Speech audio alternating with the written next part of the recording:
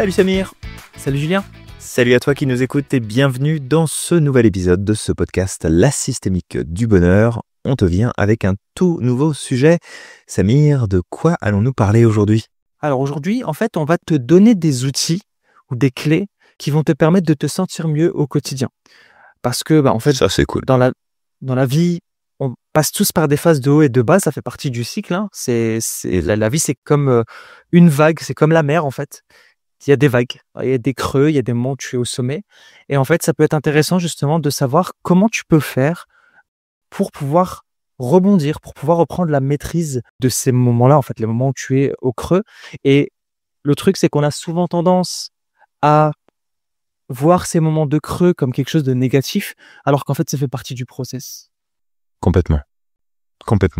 Et justement, dans toute cette optique-là, alors, ce qui nous a donné l'envie de partir dans cette direction sur ce sujet, en fait, c'est un livre de David Burns qui s'appelle Feeling Good, comme la chanson. Et justement, l'idée, c'est de voir comment on peut mieux gérer nos pensées négatives, comment on peut renforcer notre confiance en nous, comment on peut retrouver un bien-être durable. Et du coup, on va te donner plein d'astuces et plein de clés qui viennent alors en partie de cette lecture, mais aussi de tous les outils et de l'approche qu'on utilise de manière générale, que ce soit avec nos clients ou au sein de l'Institut. Et avec tout ça, tu vas pouvoir piocher et décider ce que tu as envie d'appliquer et de prendre, de laisser, de tester peut-être, de redécouvrir si tu avais déjà à un moment donné commencé à plonger dans le sujet, mais que tu n'étais pas allé plus loin. Alors Samir, tu étais en train de dire effectivement que parfois on est dans des situations qui font que on traverse des moments de down, on est dans le bas de la vague, dans le creux de la vague et c'est plus difficile. Mais du coup, c'est aussi de se rappeler, comme tu l'as dit, que c'est quelque chose de naturel et qu'en fait, ça fait partie du cycle. Ouais. Et j'ai envie de rebondir tout de suite là-dessus, sur le fait que on fonctionne avec énormément de biais de perception, de biais cognitifs. Et un de nos biais, c'est de croire que ce qu'on est en train de vivre à un instant est éternel et que ça va toujours être comme ça. Pourquoi ? Parce que notre cerveau, il a besoin d'un cadre de référence, il a besoin en fait de stabilité, il a besoin de cohérence, il a besoin de prévisibilité sur les choses. Et le truc, c'est que quand il y a une situation qui se présente et que cette situation vient à nous affecter fortement émotionnellement, son premier réflexe, ça va être de se projeter dans l'idée que cette situation, en fait, va continuer de se tenir comme ça. Et c'est valable pour le positif comme pour le négatif. Et quand tu vis dans des situations négatives, des événements négatifs, tu peux très rapidement avoir l'impression que tout va mal, en fait, qu'il n'y a rien qui fonctionne, que ça va toujours être comme ça, qu'il n'y a rien qui changera, que ça a toujours été comme ça aussi, parce que des fois, notre cerveau se sert pas mal de nos propres souvenirs pour nous jouer des tours. Et du coup, quand tu dis que c'est un cycle, je pense que c'est important de mettre l'accent là-dessus avant d'aller sur les sujets qu'on a prévus pour aujourd'hui. Que notre cerveau, il travaille pas toujours dans le bon sens. Il fait pas toujours en sorte qu'on progresse dans la bonne direction parce qu'en fait, c'est des biais de fonctionnement. Et si tu sais garder ça en tête et te dire, j'ai peut-être l'impression aujourd'hui d'être au fond du trou et qu'il y a rien qui va changer, c'est de te rappeler que si, tout change. Y compris ce problème-là va changer et que la rapidité avec laquelle ça va changer est corrélée directement avec ta capacité à changer ton état intérieur et changer ton attitude par rapport à la situation. Donc, même si tu subis quelque chose, tu as malgré tout un pouvoir d'action qui est énorme pour changer ta manière de faire, de vivre, de percevoir, de te positionner pour que les choses puissent bouger. Donc, pas faire confiance à sa tête. Voilà, c'est ce que je voulais rebondir tout de suite là-dessus pour pas qu'on passe à côté. Il faut savoir, toi qui nous écoutes, que tu vois, quand je parle de vagues, ça concerne vraiment tout le monde. Même les deux personnes que tu as là devant toi. En tant que coach, même si nous, aujourd'hui, on va aider des gens à avancer, nous aussi, à des moments, on peut avoir des moments de down et c'est tout à fait normal parce que on peut pas être... En fait, je sais pas si tu l'as déjà vu, toi, Julien, cette vidéo, et toi qui nous écoutes, c'était une expérience. Et tu avais une boule, en fait, qu'ils avaient posée sur une pente. Donc, en fait, la boule, elle partait comme ça en pente. Et tu avais une autre, en fait, où il avait posé sur une espèce de chemin où ça faisait des vagues. Ouais. Et celles qui, justement, passaient par des creux, puis elles remontaient, puis elles passaient par des creux et remontaient, en fait, arrivaient à la ligne d'arrivée, en fait, arrivaient au bout du truc beaucoup plus rapidement que celles qui descendaient. Ouais, qui est en ligne droite. Ouais, tout à fait. C'est ça. Et ça fait partie de la vie. C'est aussi ce qui nous permet d'apprécier la vie à sa juste valeur. Imagine que tout allait bien. Tout va bien. Il n'y a rien, tu sais. Il n'y a pas de difficulté. Il y a pas de moment où tu te poses des questions. Il y a pas... Tu te mettrais jamais en question. Il n'y aurait pas de période d'introspection. Il n'y aurait pas de changement. Au final, tu vas stagner parce que tu vas toujours faire exactement la même chose puisque tout va bien. Tu n'as pas de raison de changer si tout va bien. Et c'est en ça, en fait, que les périodes de creux nous aident à devenir meilleurs, à condition, parce que c'est ça aussi, à condition qu'on passe à l'action. Parce que c'est ça, en fait, la vie. La vie, c'est de l'évolution, c'est de l'apprentissage, c'est de la remise en question, du début jusqu'à la fin. C'est de la progression, techniquement. Ouais. Techniquement, c'est de la progression. Il y a des gens qui creusent au bout d'un moment. Oui, mais en fait, creuse, ouais. C'est ça. La seule condition que ces vagues-là soient bénéfiques pour toi, c'est que tu as cette capacité de poser des actions. Tu peux, à certains moments, tu sais, pendant 1 semaine, 2 semaines, rester au fond du trou si tu le veux.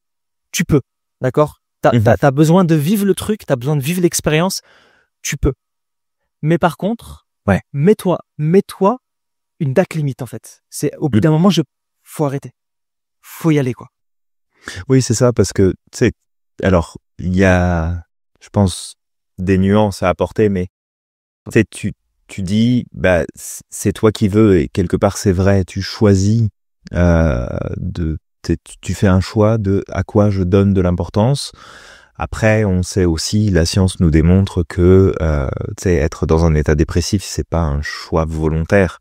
Mais après, c'est aussi de comprendre qu'on a le choix des stratégies qu'on va mettre en place derrière. Sur quoi on va porter notre attention, qu'est-ce qu'on va poser. Et c'est toujours pareil. On n'est pas en train de parler des dépressions sévères où là, t'as plus un brin d'énergie, un brin de motivation, où tu te laisserais mourir dans un coin sans manger, sans boire. Enfin, faut aussi mesurer les choses. Et aussi, en fait, ce podcast va au-delà de la dépression. C'est-à-dire qu'il y a aussi, on parle pas forcément de troubles aussi. On parle aussi, il y a des moments où on a des moments de down, mais sans forcément vivre de la dépression. Il y a aussi, c'est pour ça que c'est bien d'amener de la nuance, parce que ça englobe beaucoup de choses, ce sujet. Moi, ouais, complètement. Puis t'as les états dépressifs, sans parler de dépression en tant que telle. Et en fait, tu sais, que ce soit l'anxiété, que ce soit des états dépressifs, que ce soit un coup de mou, que tu t'es pas le moral, que tu te sens plus fatigué. En fait, tout ça, c'est des éléments qui sont normaux et que c'est pas un défaut de caractère, c'est pas un problème de personnalité, c'est pas toi dans ton identité qui a une problématique donnée. C'est juste que il y a des réactions émotionnelles qui peuvent être plus ou moins fortes, il y a des choses qui peuvent être plus ou moins alignées avec ce qui est, et peut être aussi complètement à côté de la plaque et avoir des réactions qui sont exagérées mais sans le chercher, sans le vouloir. Mais ceci étant dit, tu as beaucoup d'approches qui te permettent justement de venir jouer sur la reprogrammation de tes réactions émotionnelles, la reprogrammation de tes comportements, de tes réactions, de ta manière de penser et de réfléchir. Et le truc, c'est vraiment pas partir à l'extrême de se dire on va se faire de la pensée magique et si je pense ça tous les jours, ça va aller mieux. Oui, ça va contribuer, mais il faut aussi que tu t'engages émotionnellement différemment dans les choses. Faut que tu lâches prise et tu te fais accompagner si jamais tu as besoin, bien évidemment. Mais de lâcher prise sur d'autres choses, de prendre des décisions, de passer à l'action, de reprendre ton pouvoir. Ça, c'est au cœur de ce qu'on enseigne et de ce qu'on défend à l'Institut, c'est de reprendre son pouvoir. C'est ultra important. Et ça passe par la responsabilisation aussi. Parce que, oui, tout le monde peut vivre effectivement des difficultés, mais ton bien-être et comment te sentir mieux, ça passe, entre autres, par le fait de devenir responsable. Je deviens responsable j'ai une condition, je suis dans une situation, je vis quelque chose, je me responsabilise et qu'est-ce que je fais à partir de là ? Qu'est-ce que je fais à partir de ce moment-là ? Et toutes les stratégies qui vont te pousser à faire de l'évitement, soit de surcharger ton agenda à faire tout et n'importe quoi sauf ce que tu dois régler, de t'occuper l'esprit avec tout un tas d'autres choses que ce que tu as à faire ou ce que tu as à résoudre ou les solutions que tu as à chercher. En fait, tout ça, c'est des stratégies qui peuvent être aidantes sur le moment, mais qui en fait vont te pénaliser énormément sur la durée parce qu'en fait, ça va te faire souffrir sur le long terme et ça va t'empêcher de progresser. Donc, il y a plein de choses que tu peux faire et on va voir justement ensemble dans ce podcast quelles sont les stratégies que tu peux mettre en place.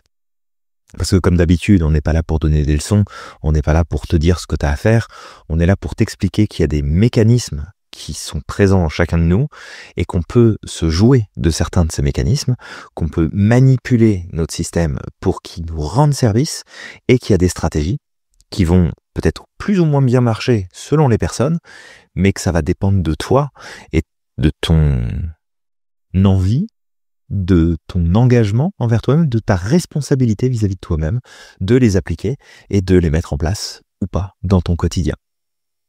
Donc, après, peut-être sur le point justement de toutes ces émotions, Samir, qui nous viennent et qui apparaissent.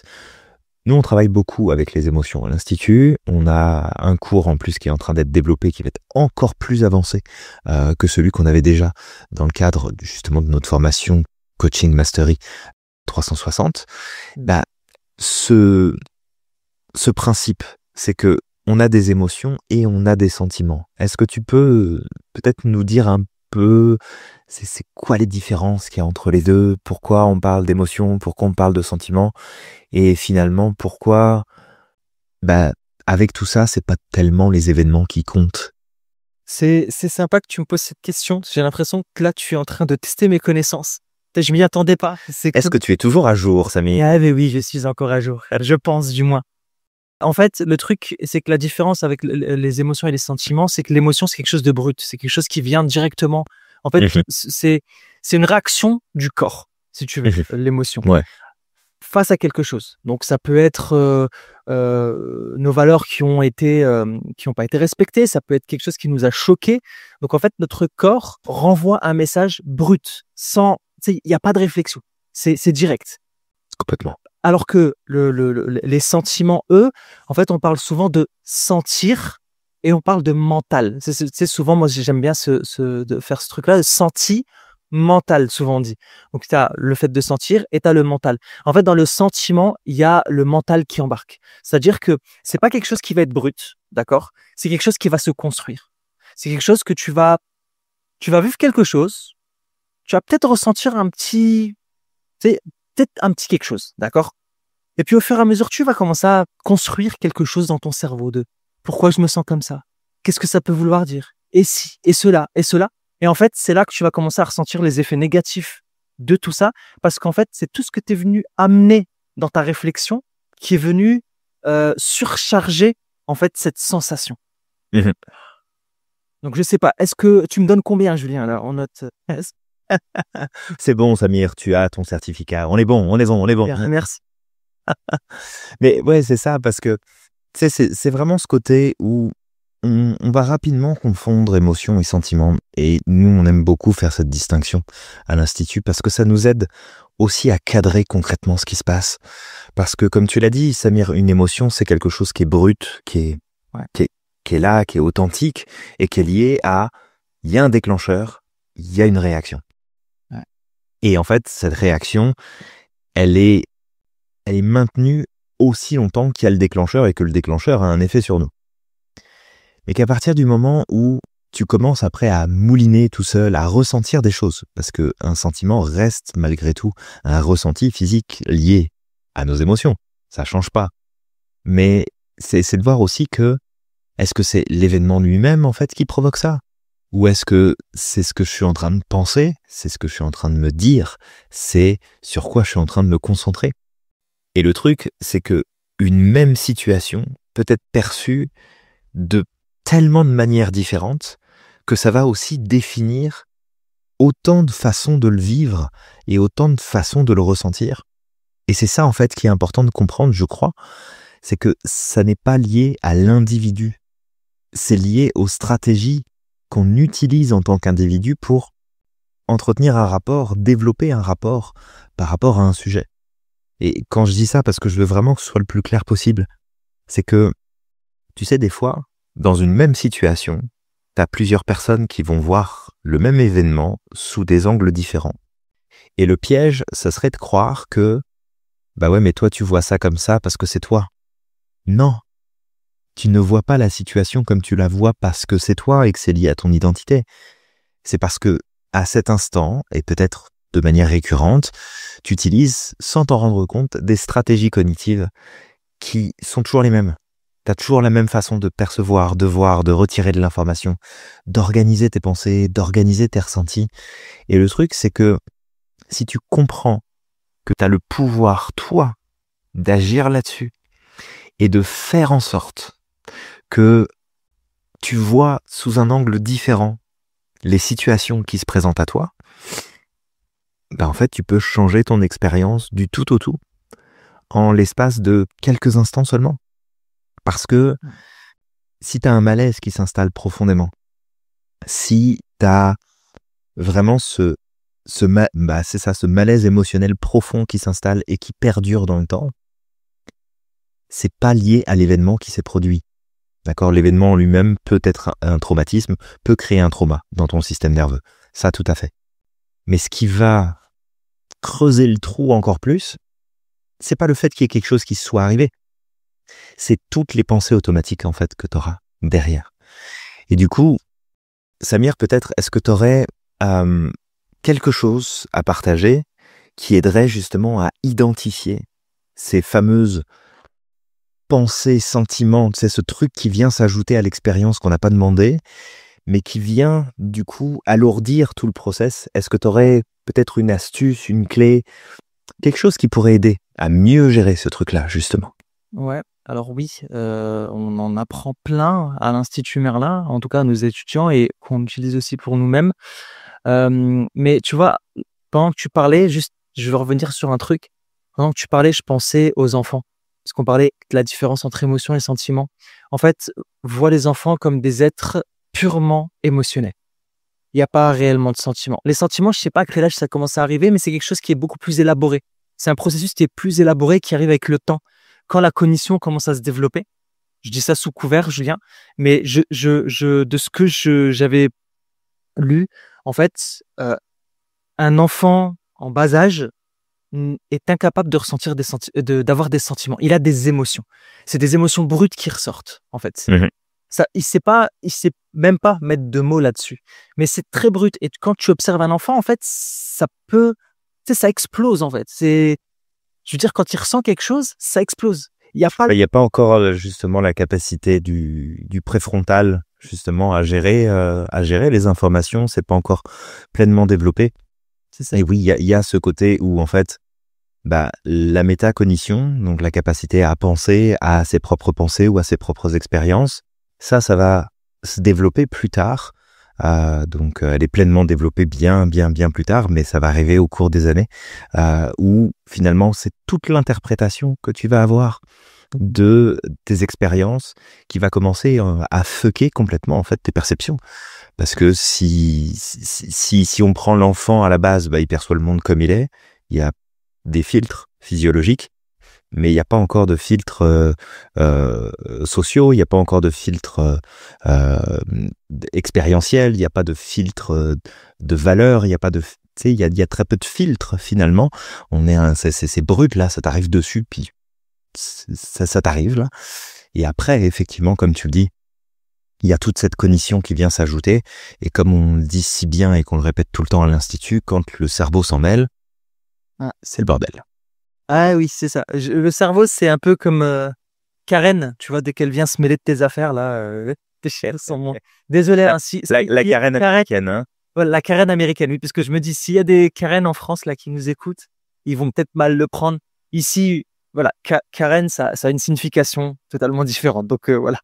Absolument. Et d'ailleurs, il y a même une chaîne de restaurants qui s'appelle Karen, en l'honneur, justement, de la Karen aux États-Unis, oh, wow, okay. Où tu te fais traiter, mais comme de la merde, en fait. Tu rentres, limite, on te crie dessus pour te demander qu'est-ce que tu fous dans le restaurant.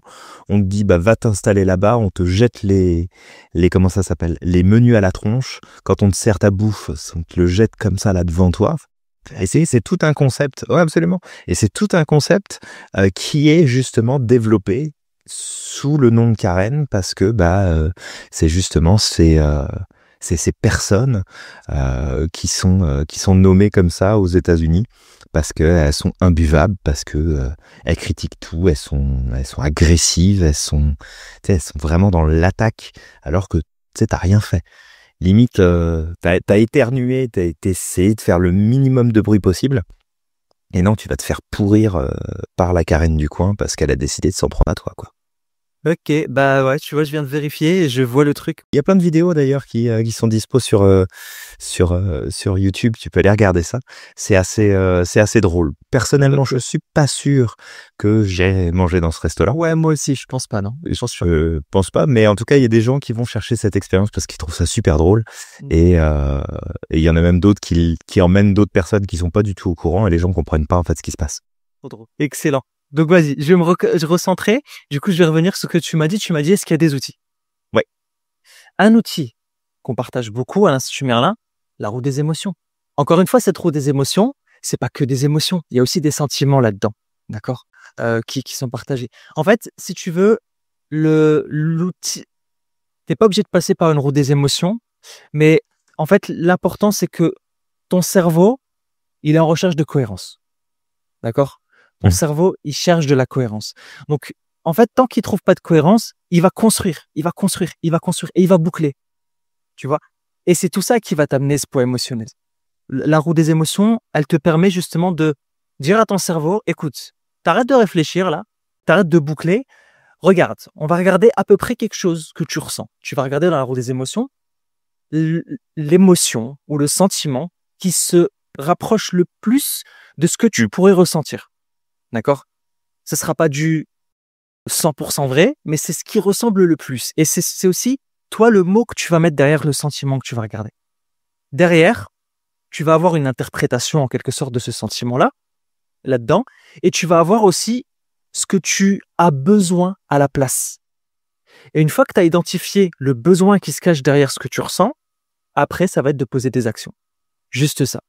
Donc en fait, si je décortique en fait tout ce que je viens de dire, et qui peut être valable même si tu n'utilises pas la roue des émotions, la première chose, c'est de dire à ton cerveau, écoute, tu te la fermes, je sais que tu cherches de la cohérence. Ben, en fait, à travers la roue des émotions, c'est comme un process. C'est comme un process de dire, écoute, toi, t'arrêtes de réfléchir, mais il y a un process ici qui te permettra de, sans passer par la réflexion, trouver une solution. Donc, il va lâcher prise. Et derrière, de trouver qu'est-ce que tu as besoin à la place. Et le qu'est-ce que tu as besoin à la place, ça va te permettre de passer à l'action tout de suite, de poser une action. Et c'est en passant à l'action que tu vas sortir de ce but.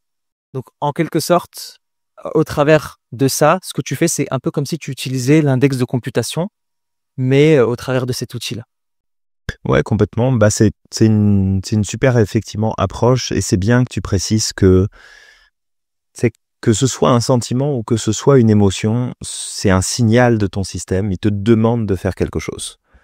Et du coup, de passer à l'action, de prendre des décisions, c'est souvent la meilleure clé, justement, de gestion de ton émotion, de ton ressenti. Et du coup, en plus, maintenant, tu sais qu'il y a beaucoup de sentiments qui sont développés à cause de tes pensées. Bah, du coup, si tu changes tes pensées, ça va aussi grandement contribuer.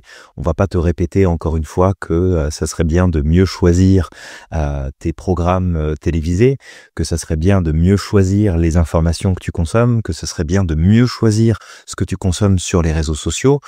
Je viens de le dire quand même, mais voilà, c'est au moins ça te donne des pistes de comment est-ce que tu peux modifier et structurer différemment ta manière de penser et de réfléchir justement.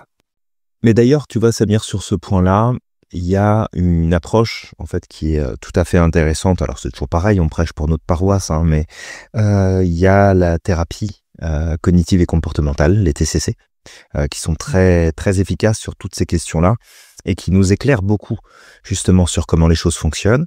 Et il y a aussi le coaching qui est basé justement sur l'approche TCC qu'on enseigne à l'Institut, qui nous aide également beaucoup.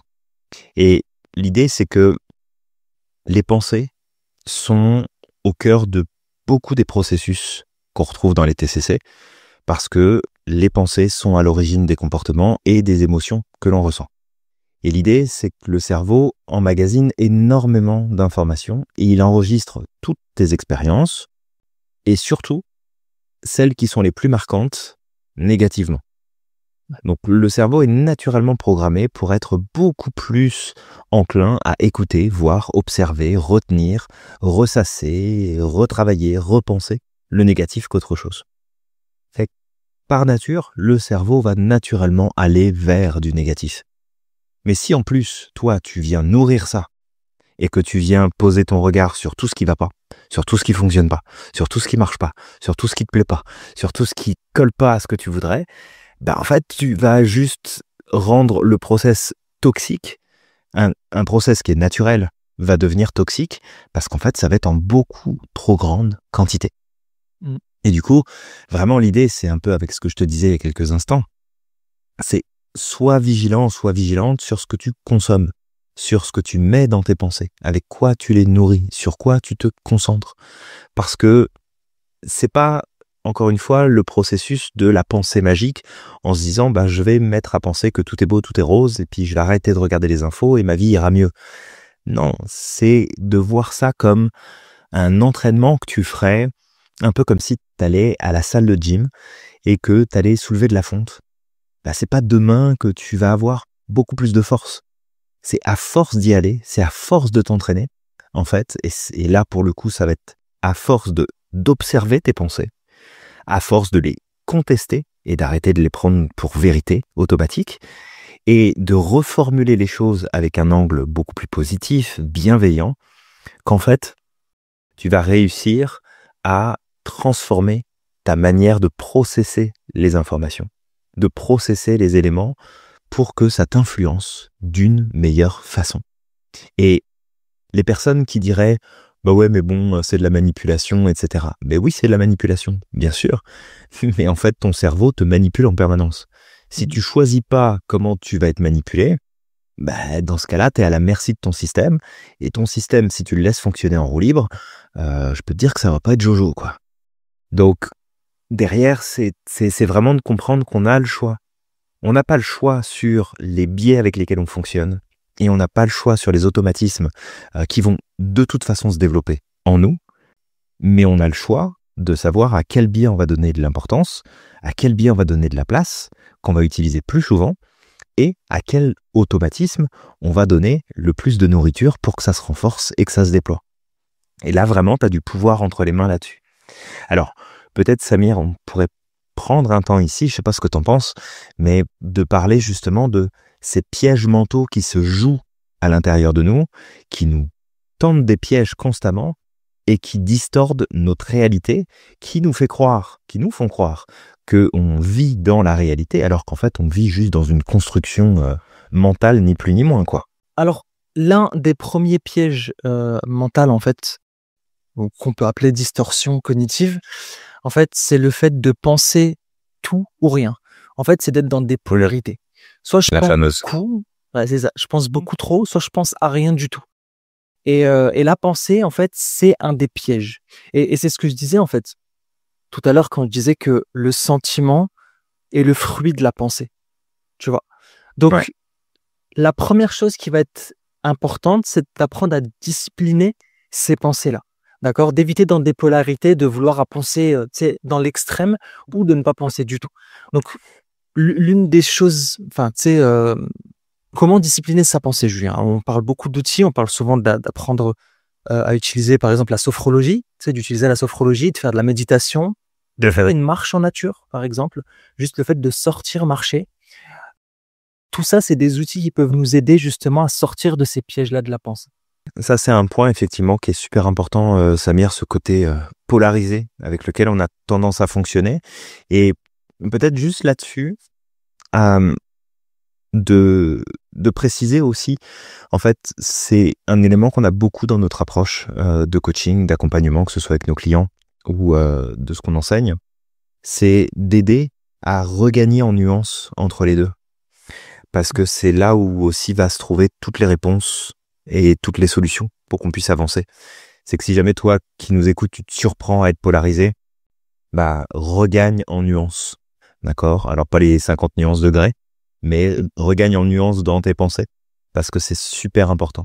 Et d'ailleurs, en parlant de nuances, du coup, il y a un autre piège mental qui me vient, c'est la généralisation excessive. Alors le process de généralisation, c'est en gros prendre une expérience, prendre une situation, un résultat, et étendre ce résultat ou cette expérience à tout ce qui appartient à la même classe. Donc exemple, tu as une personne qui t'a agressé aux États-Unis, qui s'appelait Karen, et du coup, toutes les Karen sont des gens qui sont agressifs.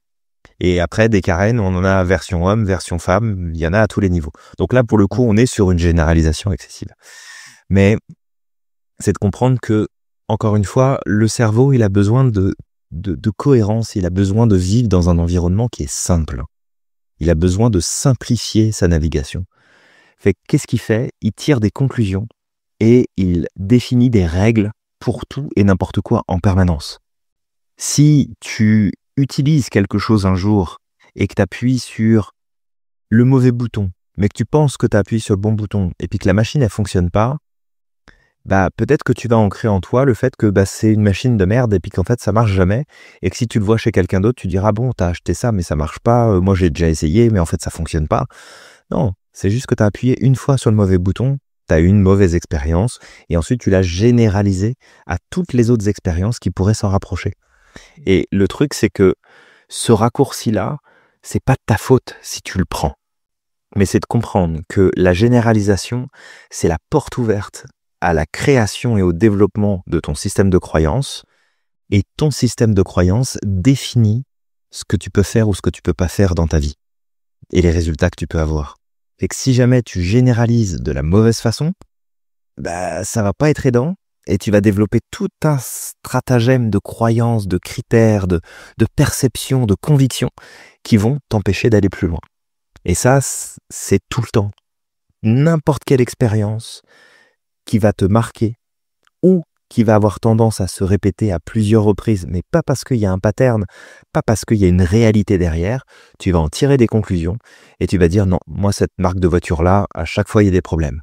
Ou alors tu peux même le faire en expérience vicariante pour le coup.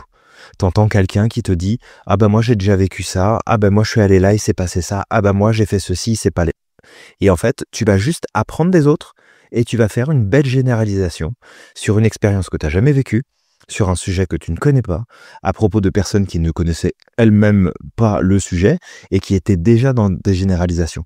Et c'est comme ça, en fait, tout le temps, en permanence. Tu as juste à écouter les news, les politiques, tout ce que tu veux, tu vas les entendre tout le temps, les généralisations. Donc il faut être vigilant et garder un minimum d'esprit critique et de prendre un peu de recul et se corriger aussi, d'avoir assez de recul sur notre propre pensée pour se dire ouais, là je suis en train de dire que c'est toujours pareil, mais c'est pas vrai que c'est toujours pareil. C'est pas vrai que ça marche jamais. Parfois ça fonctionne, parfois ça fonctionne pas. Parfois je me plante, parfois je réussis. Parfois ce truc-là c'est bien, puis parfois c'est pas bien. Et remets en question tes certitudes dans tes généralisations. Parce que c'est un gros frein justement à ton mieux-être, à ton bonheur, à ton épanouissement. Parce que tu joues avec des règles du jeu qui sont biaisées et c'est pas ça qui va te rendre service, quoi. Ouais, exactement. C'est bien aussi que tu l'amènes ça. En fait, la généralisation, c'est une répétition qui va... En fait, ton cerveau, c'est un ordinateur. Au plus tu lui répètes ou tu lui donnes des instructions, au plus il va les intégrer. Donc, c'est ça, en fait. C'est que si, quand tu vis quelque chose, quand tu vois quelque chose, quand tu ressens quelque chose, tu racontes toujours la même histoire, au bout d'un moment, en fait, ton cerveau, il va finir par prendre le raccourci. C'est comme... voilà ce qui s'est passé, donc c'est égal à ça. Et ça sera égal à rien d'autre. Même si demain, on vient de façon logique, on vient t'expliquer par A plus B qu'en fait, c'est pas vraiment ce qui s'est passé, tu vas trouver le moyen de te dire non, c'est vrai. Il n'y a pas autre chose. Récemment, Julien, je sais qu'on ne doit pas parler de politique, mais je suis très curieux parfois quand je vois certaines personnes qui sont de tout cœur, de toute âme derrière un candidat ou derrière une personne. D'accord ? De tout cœur, de toute âme. Au point où même si la personne est accusée de détournement de fonds, par exemple. De détournement de fonds, de faire de la merde, parce qu'on peut parler de la politique un peu partout dans le monde. D'accord ? Oui, tout à fait. Il y a malgré tout, en fait, tu as les personnes qui votent pour ces gens-là, qui vont trouver le moyen de dire ouais, c'est ce qu'ils disent, mais j'y crois pas. Ouais, mais la pauvre ou le pauvre, il a détourné de l'argent, mais c'était pas pour lui-même, c'était pour les autres. Mais en fait, non, c'est la loi. La loi, elle est là. Si ça avait été quelqu'un d'autre qui l'avait fait, là, ça aurait été une catastrophe. Tu sais, même si c'était pas pour lui. Ah bah oui, bah c'est ça. Catastrophe. Si c'est contre le candidat que tu peux pas voir, là par contre tu vas être sans appel dans ton jugement, ça va être le courroux absolu qui va tomber. Moi, je suis très curieux en ce moment parce que je suis un peu ce qui se passe en France, mais je suis aussi un peu ce qui se passe ici. Des fois, j'écoute, tu vois, le discours qu'ont les personnes qui sont derrière, à 100% derrière leur candidat. Et en fait, d'un côté, en France, avec le détournement de fonds, ici, avec les tarifs qui sont en train d'augmenter, ou des fois, tu as des personnes qui font, ouais, on est en train de souffrir financièrement, etc., mais c'est pas grave, il faut attendre 4 ans, parce que c'est à la fin du mandat que ça va commencer à changer. Ouais, mais c'est ce fameux biais, de continuité, on en parle souvent d'ailleurs avec nos étudiants. Mais c'est ce côté où, peut-être quand tu commences à faire quelque chose, tu as tendance à vouloir continuer à aller dans cette direction-là et à trouver toutes les justifications qui expliquent pourquoi est-ce que tu en es arrivé là et pourquoi est-ce qu'il faut continuer. Et c'est complètement débile. Mais on fonctionne tous comme ça et c'est valable pour la politique, effectivement, mais c'est valable aussi pour toi, pour moi. Combien de fois, moi, je me suis surpris à continuer à faire un truc, à pousser le vice plus loin pour un moment me dire mais t'es con ou tu le fais exprès? Mais pourquoi tu continues à faire ça? Tu sais que ça fonctionne pas et tu réitères l'expérience. C'est complètement débile. Et c'est là en fait où il y a toute cette importance, là encore une fois, de pas te faire confiance à tes pensées, à tes automatismes et à les remettre régulièrement en question en fait. Exact, ouais. Et tu vois le phénomène que je viens de mettre devant, en avant là. C'était parce que on parlait de généralisation, mais c'est ça en fait, notre cerveau va généraliser. Il y a une croyance, en fait c'est plus la croyance. Il y a une croyance, Système de croyance. même si tu as l'évidence devant tes yeux, tu vas trouver le moyen en fait de remettre en question cette évidence. Et ça, tout le monde tombe dans le piège. C'est vraiment. Ah oui. Moi je tombe dedans, toi tu tombes dedans. Des fois, Julien, on va s'obstiner à défendre quelqu'un alors qu'en fait, c'est juste parce qu'on a des biais vis-à-vis de cette personne, alors qu'en réalité la personne, ça l'a foutu la merde comme pas possible. Et ça, on le voit partout, en fait, ce genre de choses. Mais c'est pour ça qu'il faut apprendre à ne pas se faire confiance, comme tu dis, Julien, parce que, en fait, nous sommes notre propre ennemi et nous sommes la cause de nos propres problèmes. Je le dis comme ça. Non, mais pour beaucoup. Ouais. Pour beaucoup, beaucoup, beaucoup de choses, si c'est pas au-dessus de 90%, on est la cause. Même si on vit une difficulté dont on n'est pas les responsables, en fait, c'est ce qu'on va entretenir derrière qui va rendre l'expérience encore plus douloureuse ou pas. C'est pour ça que je dis qu'on est responsable. Grosse partie. Ouais, complètement. Donc bon bref, j'arrête, je me ressente. Le prochain biais, c'est la minimisation des réussites. Et c'est beaucoup en lien avec ce que tu as dit juste avant, avec la généralisation, c'est que parfois, on a cette tendance à tout minimiser. Non, je ne suis pas capable. Non, moi, j'ai jamais rien fait. Moi, je fais rien de spécial. Moi, je suis moins que, tu vois. Et toutes ces choses-là, en fait, ça vient alimenter aussi notre pensée et ça vient comme renforcer cet état général dans lequel on se sent, en fait, cet état dans lequel on se sent. Tout à fait. Ouais. Peut-être aussi ce qui serait important, tu vois, qu'on pourrait partager là-dessus, c'est que il y a un élément en nous, dans notre psychologie, qui a quand même un rôle important à jouer, c'est notre sentiment d'auto-efficacité. Le sentiment d'auto-efficacité, c'est un élément qui est précieux parce que, en gros, c'est lui qui va contribuer à développer en toi ton sentiment que tu es capable, que tu as les capacités de faire tout un tas de choses, de te challenger sur des nouvelles choses, d'avancer sur des choses que tu connais déjà, de faire appel à des ressources que tu as en toi pour aborder des nouveaux sujets. Et en fait, à chaque fois que tu viens minimiser tes réussites, à chaque fois que tu viens refuser de célébrer tes réussites, tes succès, à chaque fois que tu sais, t'es là en train de dire « Oh non, mais c'est rien, c'est pas grand-chose, oh, ça m'a fait plaisir, oh non, c'est machin, ces trucs. » En fait, tu t'en rends pas compte, mais t'es en train de te mettre des petits coups de canif là dans ta confiance en toi, des petits coups de canif dans ton estime. Et du coup, peut-être ce qui serait bien, c'est que pour éviter cette minimisation, bah, ce serait de donner un peu plus de place justement à tes réussites, à tes succès. Et petite astuce qu'on te partage là, on en avait déjà parlé dans un précédent podcast de mémoire, mais c'est le soir autour de la table avec ton conjoint, ta conjointe, tes enfants.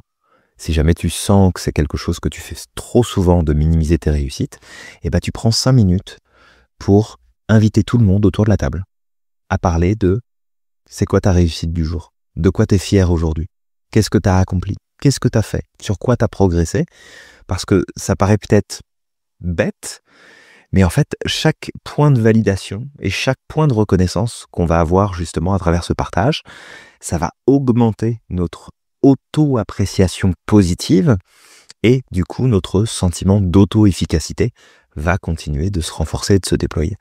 Donc tu vois, c'est dans tout ce qu'on te donne, à chaque fois, c'est comme peut-être des évidences quand tu l'entends, mais c'est parce que la psychologie humaine, elle est complexe, mais ça n'a pas besoin d'être compliqué.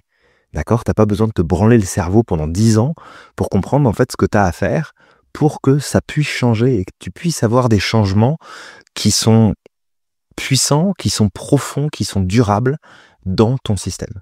Et ça, c'est une des stratégies toutes simples. Ok, vu que je minimise tout le temps mes réussites, bah, c'est pas compliqué, je vais faire en sorte de donner un peu plus d'emphase, de mettre un peu plus d'emphase sur les choses qui fonctionnent bien. Et tu vas voir que ça va t'aider grandement. Peut-être pas sur l'instant, mais sur le long terme, ça va apporter des choses vraiment très positives. Du coup, c'est bien effectivement l'idée que tu as donnée là de chaque jour, par exemple autour de la table ou autre chose, de juste de prendre le temps de faire un tour de table de OK, de quoi tu es content aujourd'hui. C'est une très bonne idée, c'est super accessible en fait, vraiment super facile de mettre ça en place. Et ça me fait penser un peu à la gratitude au final, parce que c'est une manière aussi de pratiquer la gratitude, cet outil que tu donnes là.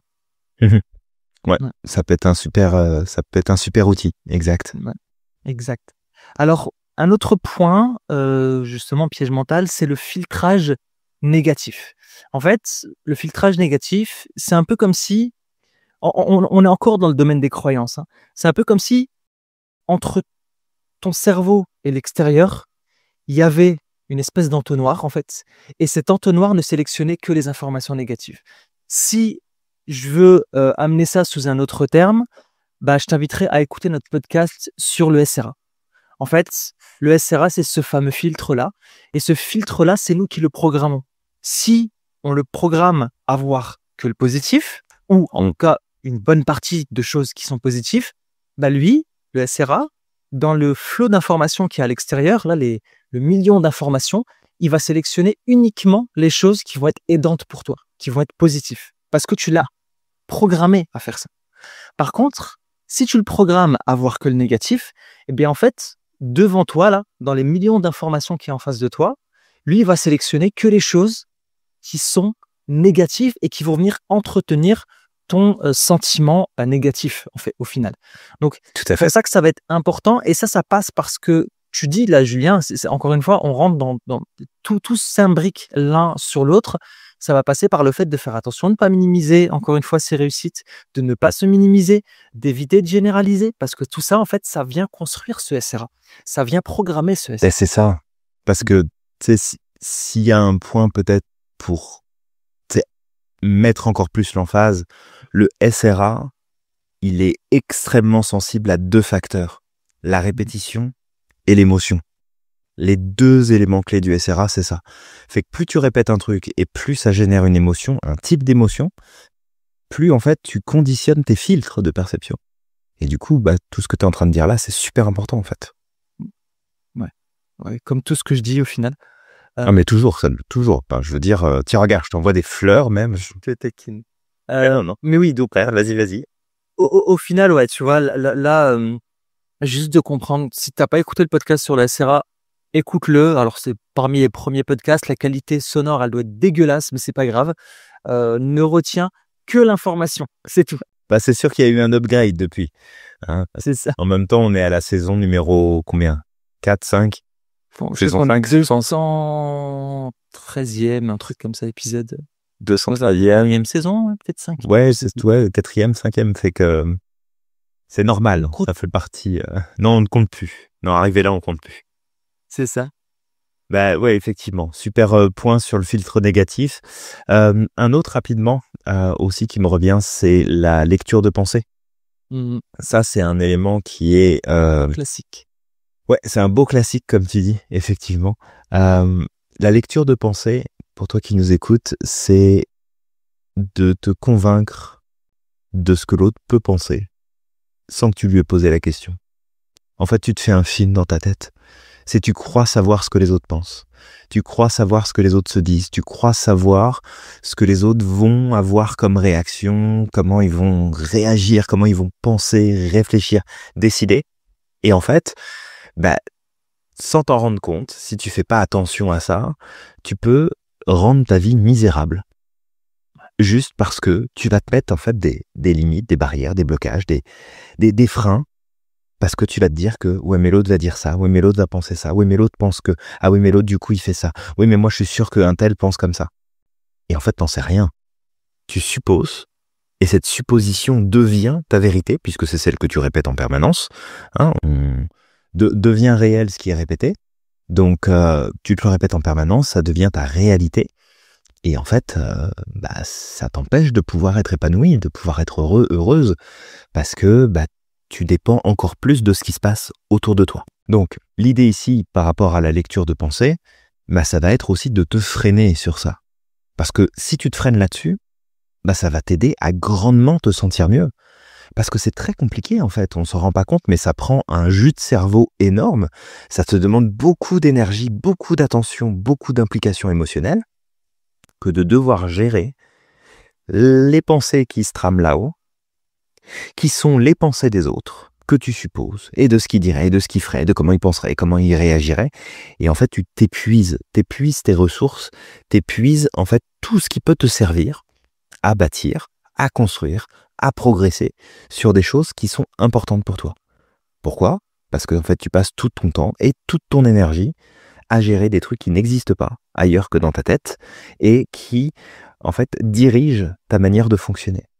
Et c'est presque, si tu veux, un signe de déséquilibre dans une certaine mesure. Parce que si tu prends une personne qui souffre, imaginons de schizophrénie par exemple.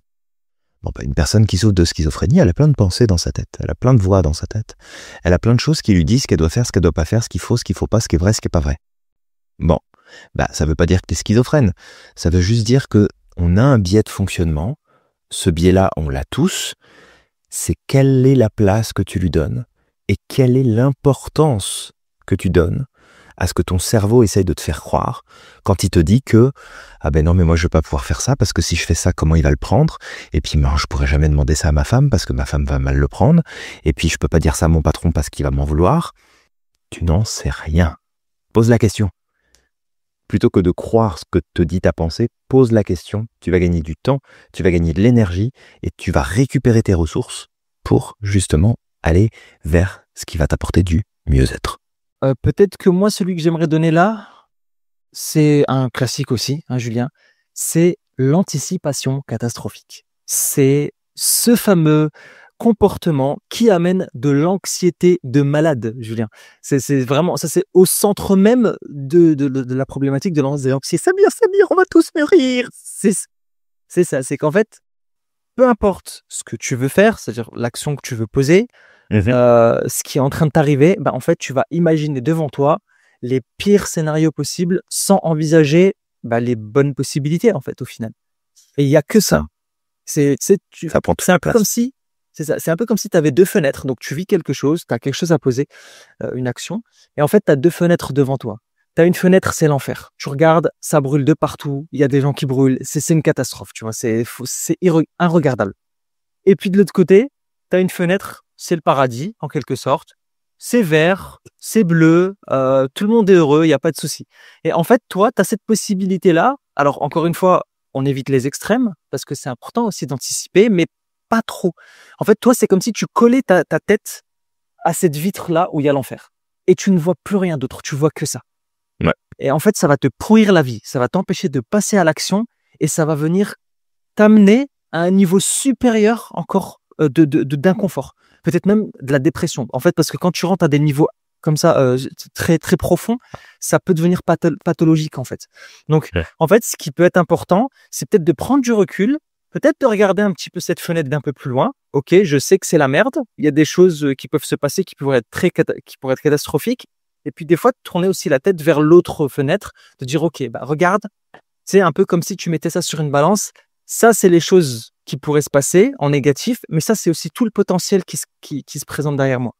Et après, ce qui est négatif, plutôt que de le laisser là sur la balance pourrir et tu le laisses de manière brute, tu le recycles. Qu'est-ce que je peux poser comme action? Je te faire dès que ça se passe. Un autre point qui va être à surveiller, justement, pour te sentir mieux dans ton quotidien, c'est sortir du « je dois, il faut » si jamais tu l'utilises à outrance. En fait, ici, ce qui va être important, c'est de comprendre que on fait face à ce qu'on appelle des opérateurs modaux. Et les opérateurs modaux, c'est l'opérateur de modalité de passage à l'action. D'accord, tu peux le voir comme ça. Fait que normalement, quand on se dit « je dois faire quelque chose » ou « il faut que je fasse quelque chose », bah, c'est pour passer à l'action. Maintenant, est-ce que toi, qui nous écoutes, ça t'aide à passer à l'action ou alors c'est un truc que tu répètes tout le temps sans jamais enclencher quoi que ce soit derrière? Et là où c'est important de voir ça, c'est que si l'utilisation excessive du « je dois, il faut » ne fonctionne pas avec toi, c'est qu'il faut donc que tu changes de stratégie. Parce que quand tu énonces ça, quand tu le verbalises, ben en fait, tu crées des attentes, tu crées du stress, tu crées de la pression, et si jamais tu ne passes pas à l'action, si jamais tu ne réalises pas quoi que ce soit derrière, eh ben, le souci, c'est que tu vas pas réussir à avancer sur d'autres choses. En fait, ça va te saper sur la suite de tes projets. Ça va te saper sur ta capacité à être engagé, sur ta capacité à passer à l'action, sur ta capacité à progresser. Donc, l'idée ici, c'est que si jamais tu utilises beaucoup ces termes-là, change-les. Passe à « je choisis de »,« je décide de »,« je le fais maintenant »,« je veux le faire maintenant »,« je commence ». Mais pas du « il faut », pas du « je dois ». Tu sors de l'obligation mentale et tu te mets vraiment sur « par quoi je commence ». Ok, je fais ça maintenant, j'y vais maintenant. Et c'est des trucs tout bêtes, mais ça va passer par toutes tes petites habitudes du quotidien.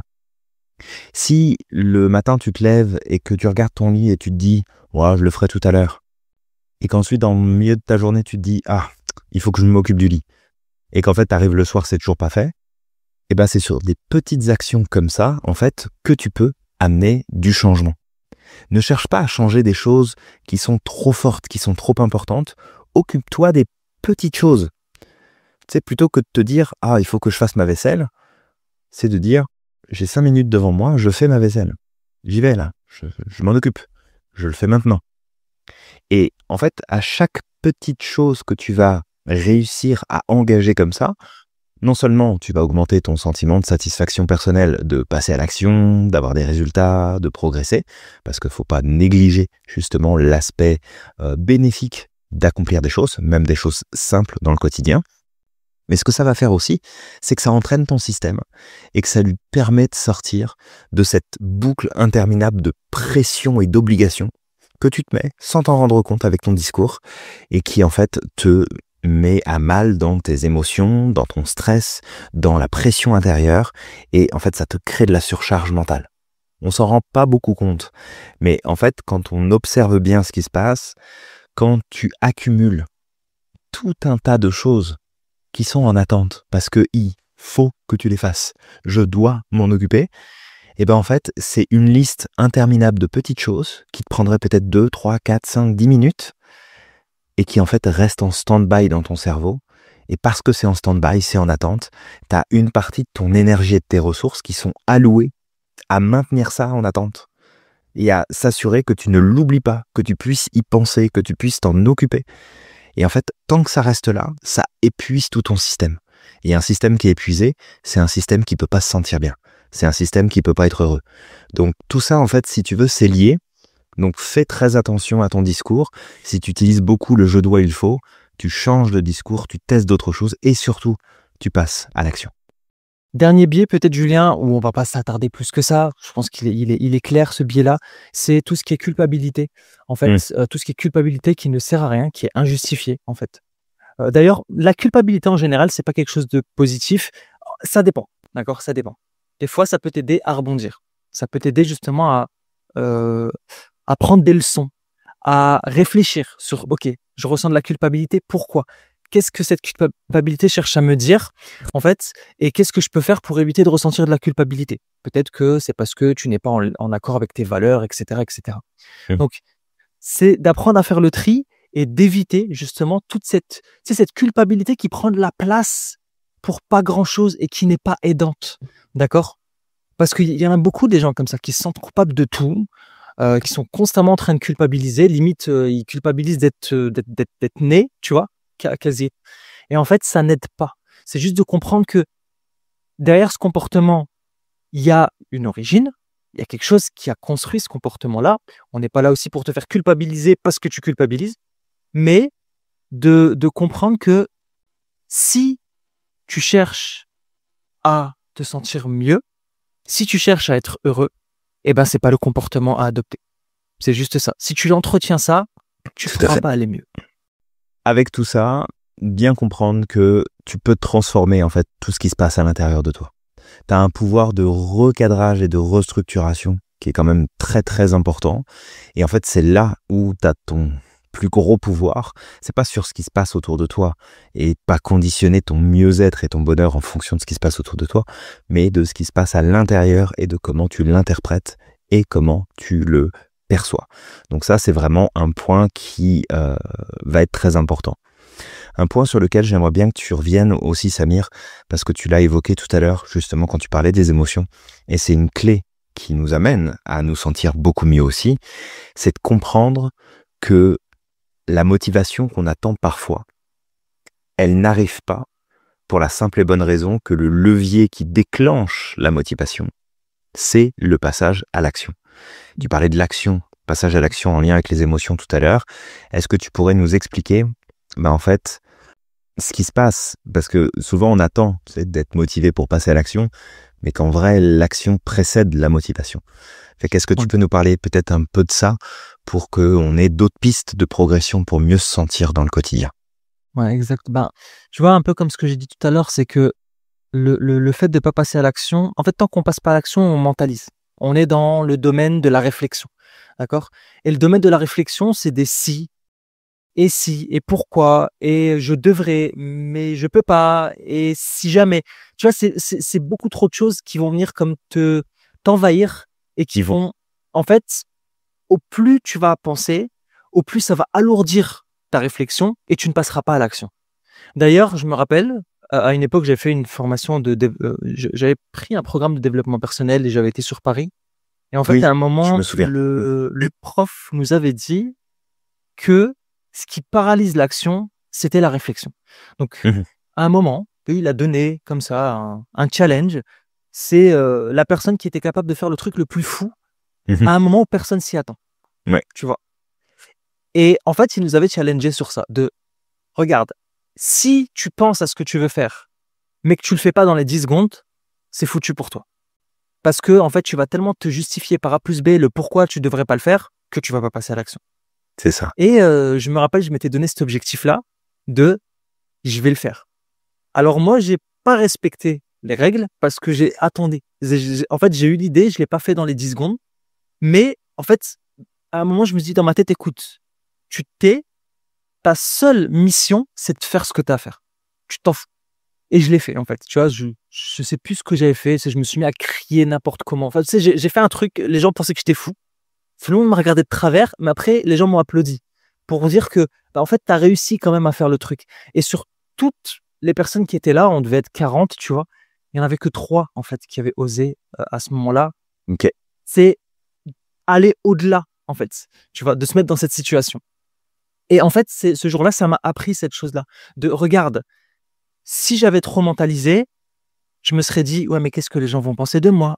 Mais les gens vont penser que je suis fou, et patati, et patata, et je serais jamais, et je peux pas passer à l'action comme ça. Donc, au bout d'un moment, tu te concentres sur l'action. Limite, ce que tu pourrais utiliser, c'est le 5, 4, 3, 2, 1, 0 de Cathy Byron, je crois. Je sais plus qui avait donné cette. Je crois pas que Non, c'est pas Cathy Byron. Non. C'est pas Mel Robbins. C'est Mel Robbins. Ouais. C'est Mel Robbins, ça, ouais. Ouais. Mel Robbins, justement, elle avait fait un livre, c'était la règle des 5 secondes, il me semble.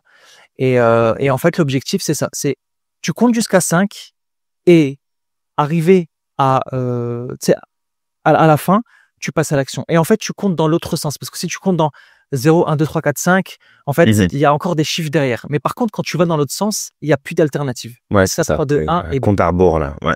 C'est ça. Et donc, en fait, juste de comprendre que passer à l'action, ça va court-circuiter ton cerveau, ça va court-circuiter ta logique et ça va te permettre de te mettre en action, mais aussi d'extérioriser toute cette frustration, toutes ces émotions négatives que tu as. Et en plus, quand tu te lances, tu trouves des solutions. Pourquoi ? Parce que tu n'es plus orienté problème. Tu es dans l'action. En fait, tant que tu passes pas à l'action, tu réfléchis au pourquoi et au patati ou patata, il se passe rien. Mais quand tu es dans l'action, tu réfléchis à c'est quoi mon prochain coup ? C'est quoi ma prochaine action ? Et elle est là la grosse différence. C'est que plutôt de penser à 10 000 scénarios, à 10 000 choses qui se passeront jamais, bah en fait là, vu que tu es en mouvement, tu penses au prochain pas que tu vas poser devant, au prochain pied que tu vas poser devant l'autre. Et là, en fait, ça simplifie énormément. Ouais, bah complètement. Bah tu vois, c'est des points qui sont super importants et c'est pour ça aussi je trouvais ça intéressant de vraiment comprendre le fait que c'est le mouvement, c'est la vie. Fait que si tu veux te sentir bien, faut que tu bouges dans tous les sens du terme. Faut pas que tu restes coincé. On le dit souvent à l'institut, mais il y a que 2 vitesses dans la vie. Il y a la marche avant et la marche arrière. Fait que si tu progresses pas, tu régresses. Et si tu veux te sentir mieux, bah faut que tu progresses. Et parfois, il y a ce frein de ouais, mais je suis pas très motivé en ce moment. Oui, mais en fait, plus tu vas attendre et moins tu vas bouger, moins tu seras motivé. Et en fait, c'est un cercle vicieux qui s'engage. Et la vraie clé, c'est pas de dire j'attends d'être motivé pour commencer, c'est de dire bah je commence maintenant, je le fais, même si je suis pas motivé, j'y vais, j'avance, et ensuite on avisera. Et ensuite on verra où est-ce que ça nous emmène, et ensuite on verra en fait ce que ça va apporter. Donc, suis les recommandations que Samir vient de te partager, toi qui nous écoutes. Applique ces choses-là, inspire-toi de ce partage justement, Samir, que tu as fait sur le fait que tu t'es mis à faire des bruits bizarres devant tout le monde à un moment inattendu. Donc fais la même chose, demain dans le métro, fais un bruit bizarre, moment inattendu. T'es pas obligé de te mettre dans cette situation. Mais en tout cas, je garde à l'esprit effectivement que si tu veux faire quelque chose, passe à l'action en fait. N'attends pas, vraiment. Tu te lèves, tu bouges. Parce que sinon en fait, bah, je te poserai la question en fait, combien de choses dans ta vie aujourd'hui en fait tu avais envie de faire et que tu ne fais toujours pas parce que tu es toujours en train de réfléchir dans ton coin, tu vois? Tout à fait. Donc si il y a quelque chose à faire, tu poses l'action tout de suite. Tu n'attends pas. Ouais. Bah c'est l'idéal, c'est vraiment l'idéal. Ouais, complètement. Après c'est aussi une je pense qu'il y a aussi un côté culturel dans la manière de penser à la chose. Parce qu'on retrouve par exemple beaucoup ça, tu vois, dans l'approche francophone de l'entrepreneuriat versus l'approche anglo-saxonne. Bah, on n'est pas du tout dans la même dynamique. Dans l'approche franco-française, on est, on va faire un plan, on va réfléchir, on va faire une étude de marché, on va passer 2 ans à monter le dossier, puis quand il est terminé, va falloir recommencer parce qu'en fait il est plus à jour, parce que le marché il a déjà bougé depuis, mais c'est pas grave, on va suivre le process de l'escargot, alors que de l'autre côté, les anglo-saxons, c'est t'as une idée, ok, t'as besoin de quoi, t'as besoin de ça, bah vas-y, fonce, allez vas-y, teste. Tu vois ce que ça donne. Si ça marche, tant mieux, ça marche pas, tu te plantes, hop, on recommence, on capitalise là-dessus, puis tout le monde est content. Et je suis en tout cas beaucoup plus dans cette dynamique-là parce que je pense que on est beaucoup plus à même de réaliser des grandes choses justement en passant plus rapidement à l'action, en se permettant de faire des erreurs, en se plantant et en recommençant, que de passer 10 ans en fait à réfléchir pour rien produire au final parce que en fait plus tu passes de temps là-haut et moins c'est facile en fait de passer à l'action. Donc c'est sûr que ça résonne beaucoup. Alors peut-être aussi pour pas se retrouver avec un podcast qui va durer 3 heures non plus, même si on a toujours plein de choses à partager, tu nous connais de toute façon. les points suivants qu'on voulait aborder justement par rapport à tout ça, il y en a un, je pense, qui va être important, c'est de savoir accueillir justement la critique pour te sentir mieux dans le quotidien. Parce que, en fait, plus tu arriveras à gérer la critique de manière sereine, plus, en fait, tu pourras prendre du recul. Et cette prise de recul par rapport aux critiques qui viennent jusqu'à toi, c'est de garder en tête que les critiques, c'est avant tout quelque chose de subjectif. C'est dans le regard de la personne qui donne cette critique-là. C'est dans la carte du monde de la personne. Et là-dessus, t'as pas de pouvoir. T'as le pouvoir d'écouter, t'as le pouvoir de recevoir, t'as le pouvoir d'accepter ou de refuser cette critique-là. Mais c'est de voir aussi qu'il y a toujours une opportunité, parce que même si des fois, t'as des critiques qui te paraissent être injustifiées ou pas cool ou désagréable, si tu t'autorises un petit temps pour écouter, pas contrer, peut-être reformuler pour bien comprendre, et de reconnaître simplement dès le départ, peu importe ce que tu reçois, qu'il y a probablement une part de vrai, même si c'est principalement le point de vue de l'autre, en fait, tu vas développer une posture petit à petit qui va augmenter ton assurance, qui va augmenter ta confiance, puis qui va désamorcer tes réactions et les tensions qui pourraient en découler. Parce que de toute façon, des critiques, des jugements, tu vas recevoir en fait tout un tas de choses, et ce qui donne en fait du poids et ce qui donne de la valeur à ces critiques et à ces jugements et qui pèse sur toi, en fait, c'est le poids que toi tu mets dedans. C'est pas le poids de ce que l'autre t'envoie, c'est toi ce que tu mets dedans et comment tu le prends, comment tu l'analyses, comment tu le réfléchis, comment tu l'enrichis, comment tu l'alourdis, et c'est ça en fait qui vient te blesser au final. C'est pas tant ce que la personne est en train de te dire, parce que peut-être même d'ailleurs que toi qui nous écoutes à cet instant, t'as eu des critiques par le passé que t'as reçues qui t'ont blessé, alors que la personne en face de toi, elle avait aucunement envie de te blesser. Qu'elle te partageait en fait un point de vue, quelque chose pour t'aider à progresser, pour t'aider à avancer, mais toi, tu l'as pris comme quelque chose qui t'a blessé profondément. Et c'est encore une fois ce côté où tu es responsable de ce que tu vas faire, de l'information qui t'arrive. Quelle est la place que tu lui donnes, quelle est la valeur que tu lui donnes, comment est-ce que tu t'en sers.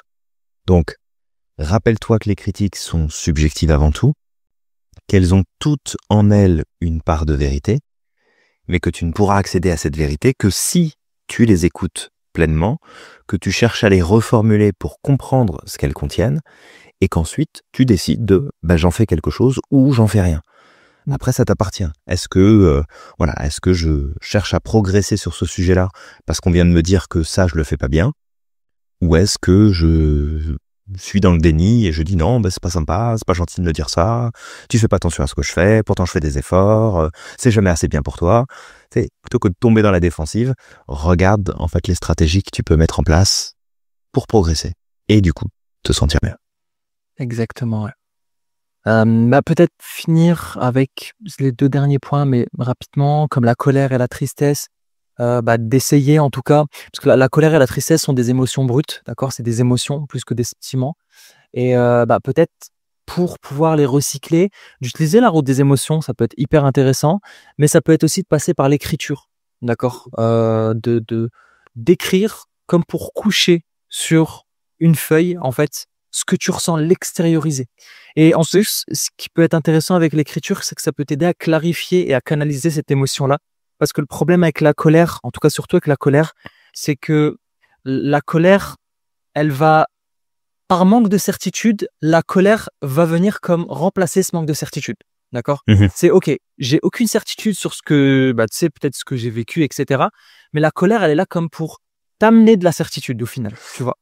Ouais, tout à fait. L'objectif, ça va être juste de, ok, je me calme, je prends un peu de recul, je prends une feuille, ça peut être d'aller marcher aussi, hein, mais en tout cas de prendre une feuille et de coucher sur ce papier-là ce que tu ressens. D'écrire ce que tu ressens en profondeur. Ça peut être ce que tu penses, mais ça peut être aussi ce que tu ressens, les sensations physiques que tu as dans ton corps. Ça te permet de te reconnecter aussi aux sensations. Et comme ça va te permettre petit à petit de t'apaiser et de faire la clarté en fait sur cette colère. Ouais. Ouais, complètement. Bah, c'est une super stratégie que tu partages là.